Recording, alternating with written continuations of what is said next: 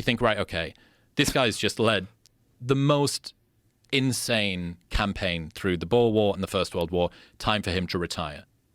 Wrong. 60 years old, in 1940, he gets conscripted and drawn back up to help run secret missions. So his first mission, one of his first missions, he gets shot down in a fjord going toward Romania. There's a German plane that shot his plane down, circling overhead. Rather than get into the dinghy, because it would be an easy target, this one-armed, one-eyed guy and all the rest of the crew just bob under the water until this German fighter plane runs out of ammunition. That goes away. He finally gets picked up.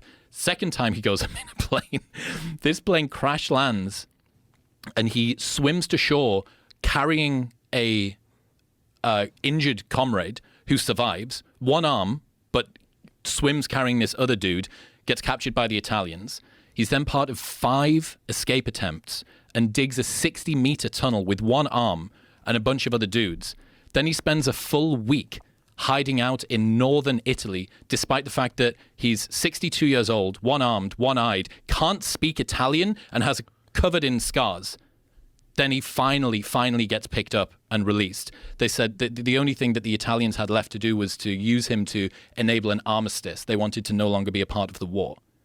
They use Carton to be an envoy between the two nations. And they said, well, you've been a prisoner of war for 9 months. You don't look or smell the way that you should do. Why don't we give you a nice Italian tailor? And he rejected their offer to give him an Italian suit and said he would only wear one if they got it from Savile Row because, quote, he didn't want to look like a gigolo.